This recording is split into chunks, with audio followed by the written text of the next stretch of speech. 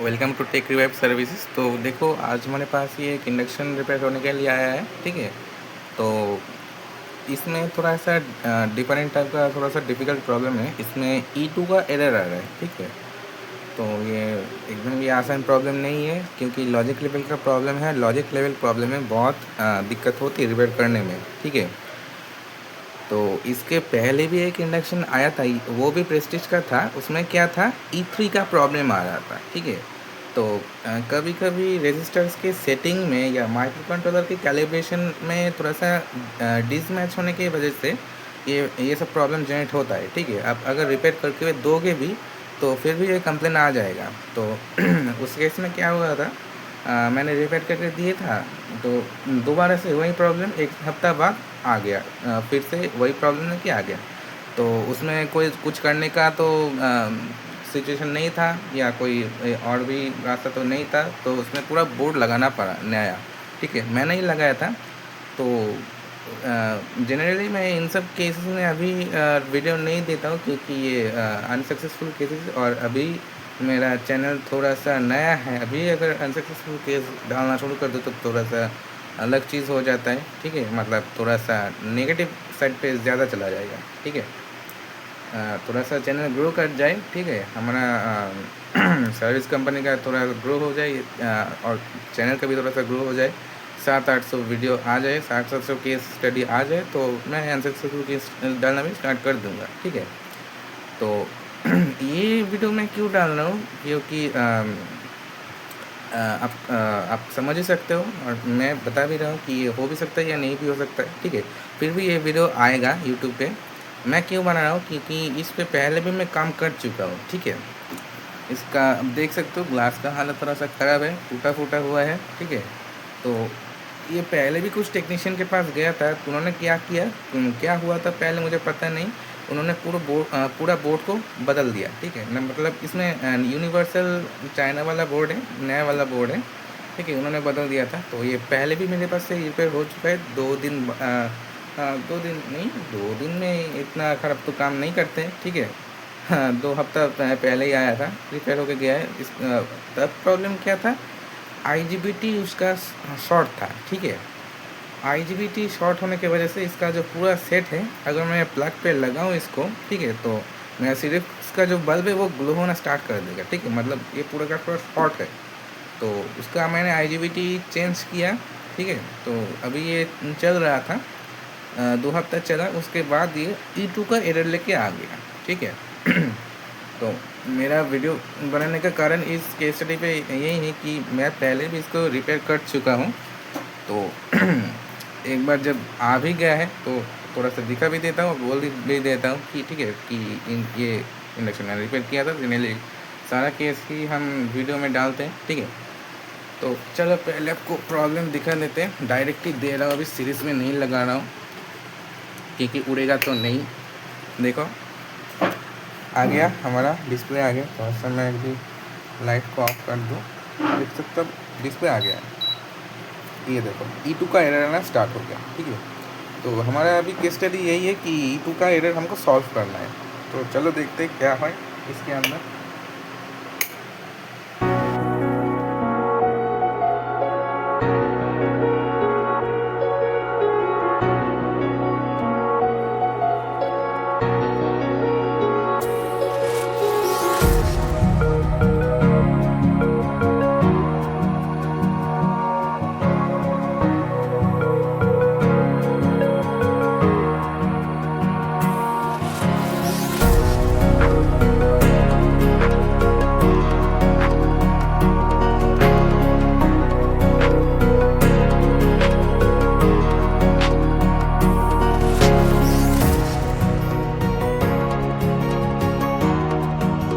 मैं इसका पीसीबी को पूरा खोल चुका हूँ। ठीक है, तो अभी अगर आप देखोगे कि तो ये नया वाला पीसीबी है।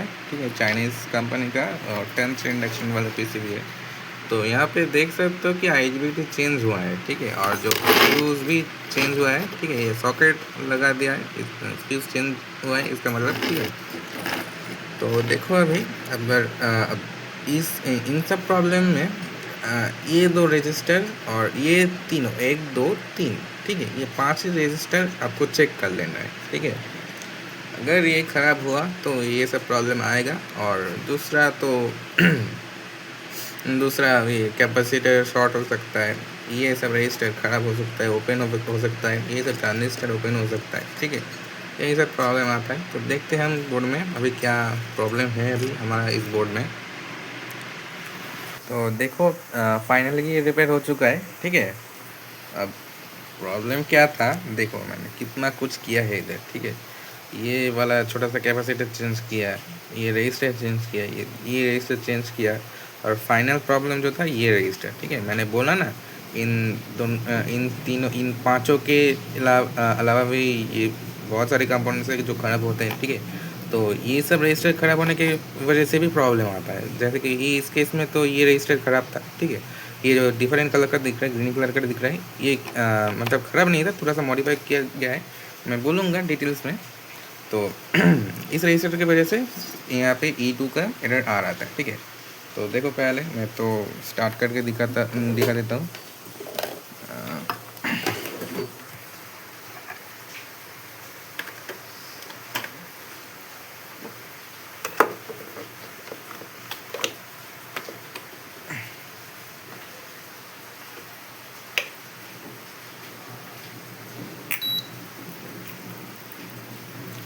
तो देखो ये अभी स्टार्ट हो चुका है।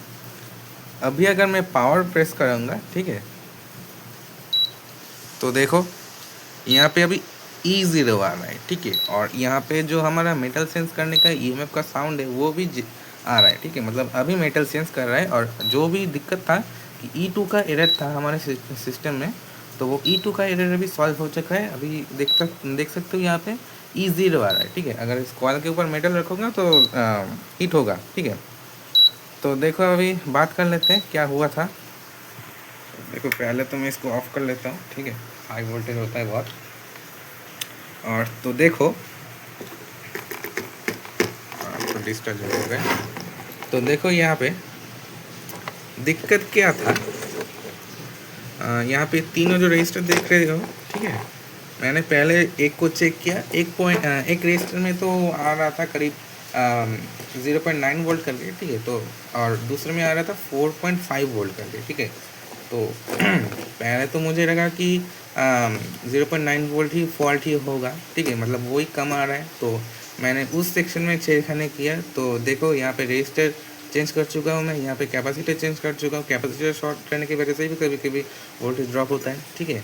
तो फाइनली सब कुछ चेक करने के बाद पता चला कि जो 0.9 वोल्ट है वो परफेक्ट है, ठीक है, उसमें कोई भी दिक्कत नहीं है।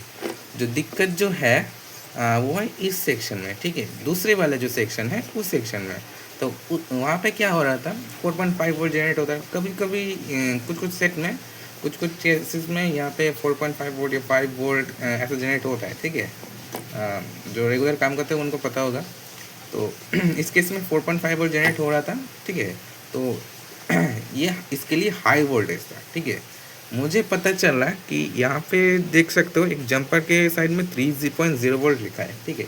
मैं जब इसी को देखा तभी मुझे पता चला कि जो 4.5 वोल्ट है वो ज़्यादा आ रहा है।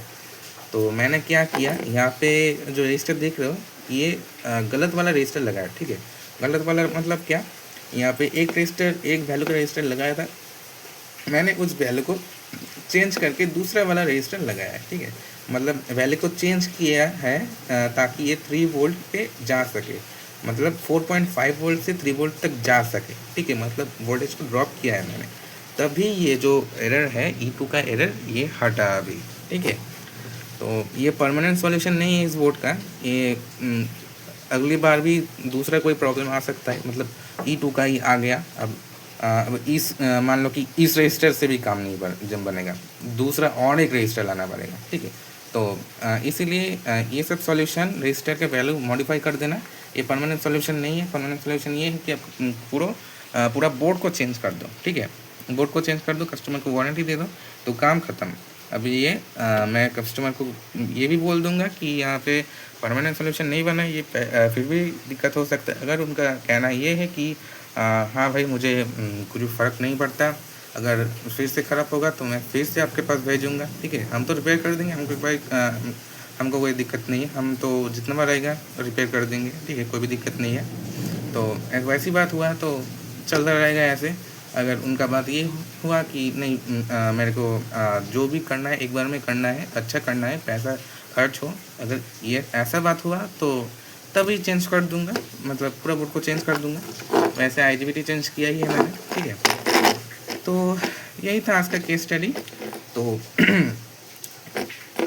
अब देखो कि यहाँ पे ऐसा भी प्रॉब्लम आता है, ठीक है, मतलब आप समझ लो कि कुछ कुछ कंपोनेंट चेंज करके ही हमारा काम बन जाएगा, हम पैसे कमा लेंगे, तो ऐसी बात नहीं है बिल्कुल, ठीक है। आपको बहुत डीप लेवल में काम करना पड़ेगा। अगर आपको अच्छे से काम करना है तो बहुत डीप नॉलेज होना पड़ेगा, तो बहुत डीप प्रॉब्लम सॉल्विंग स्किल आपके पास होना चाहिए, ठीक है, तभी आप काम कर पाओगे अच्छे से। नहीं तो किसको पता चलेगा कि ये इस वैल्यू का रजिस्टर है, बोर्ड पे भी ऐसा ही लिखा हुआ है कि इस वैल्यू का ही रजिस्टर लगेगा, लेकिन उस वैल्यू को लगाऊंगा तो ये काम नहीं करेगा, ठीक है, फिर से E2 का एरर आ जाएगा। तो दूसरा वाला वैल्यू कैलकुलेट करके लगाना पड़ेगा। मैंने ये वैल्यू कैलकुलेट किया है, ठीक है, फॉर्मूला होता है इसका एक, तो कैलकुलेट करके इस रजिस्टर को इस जगह पे लगाया, तो ये सेट ऑन हुआ, ठीक है। तो चलो पूरा सेटअप करके आपको दिखाते हैं, ठीक है। अब ये पावर दे देता हूँ मैं। तो देखो पावर आ चुका है, अभी ऑन करते हैं तो देखो कोई भी एरर नहीं है, ठीक है। अभी हीट होना भी स्टार्ट हो गया, इसको थोड़ा सा कम कर देते हैं, 1200 तक ही, ठीक है। तो देखो कुछ देर में ये गर्म हो जाएगा, तभी मैं दिखाऊंगा। तो देखो कोई भी एरर कोड नहीं है, चल रहा है ठीक से। तो देखो ये करीब 30 मिनट से चल रहा है, ठीक है, अभी भी कोई प्रॉब्लम नहीं आया है, ठीक है। एरर तो दूर की बात है, अभी IGBT खत्म नहीं होगा, ठीक है। तो सक्सेसफुली रिपेयर हो चुका है। तो इसके कंडीशन क्या है मैंने वीडियो में बता ही दिया है पहले, ठीक है। तो आज का केस स्टडी यही था कि था, ठीक है। और आगे अपडेट देखने के लिए चैनल से जुड़े रहो। आगे और भी अपडेट्स आपको मिलता रहेगा और वीडियो आपको मिलता रहेगा।